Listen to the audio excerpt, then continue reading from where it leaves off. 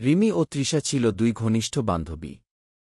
রিমি ছিল দারুণ পরিশ্রমী, জীবনে বড় কিছু করার স্বপ্ন দেখত। আর তৃষা ছিল হাসিখুশি, বেপরোয়া এবং সবসময় মজার কিছু খুঁজে বের করত। একদিন তারা গ্রামের মেলা দেখতে গেল। মেলার ভেতর একটি পুরনো ভবনের সামনে ছোট্ট একটি বোর্ডে লেখা ছিল ভবিষ্যৎ বলার ম্যাজিক ঘর। তৃষা খপ করে রিমির হাত ধরে বলল, চল দেখি ভবিষ্যৎ কি বলে। ভেতরে ঢুকে তারা এক বৃদ্ধার মুখোমুখি হল। বৃদ্ধা বলল, তোমরা যা চাও তাই হবে, কিন্তু প্রথমে একটি পরীক্ষা দিতে হবে। তৃষা অবাক হয়ে বলল, এত কঠিন পরীক্ষা লাগবে না, শুধু বলুন আমি ধনী হব কিনা। বৃদ্ধা হাসল। তারপর একটি সিন্দুক দেখিয়ে বলল, যা পাবে সেটা তোমাদের ভাগ্য বদলে দেবে। তবে সতর্ক থেকো। তৃষা চট করে সিন্দুক খুলে দেখল ভেতরে একটা পুরনো মলিন মানচিত্র। দুজনেই হতাশ হল। এ তো একটা বাজে মানচিত্র, তৃষা বলল। কিন্তু রিমি সিরিয়াস হয়ে বলল, দেখি তো এটা কোথায় নিয়ে যেতে চায়।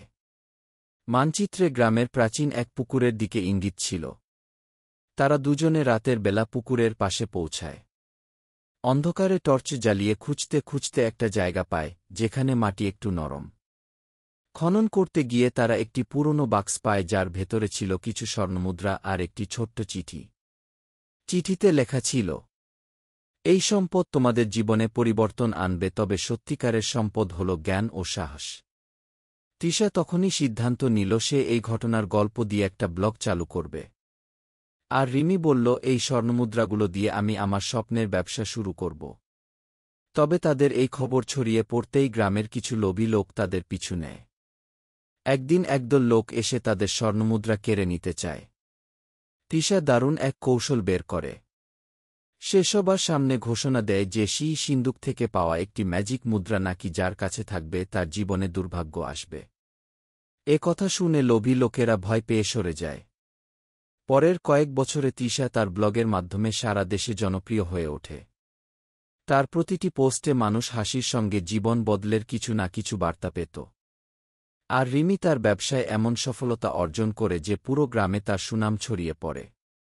একদিন তৃষা বলল, রিমি জানিস, আমি আসলে ভাবতাম জীবন শুধু মজার জন্য। কিন্তু এখন বুঝি তুই আমার জীবনের সবচেয়ে বড় প্রাপ্তি। তোর সাহস না থাকলে আজ আমি কিছুই করতে পারতাম না। রিমি মুচকি হেসে বলল, আর তোর বোকামি না থাকলে আমি কখনো এমন সাহস করতাম না।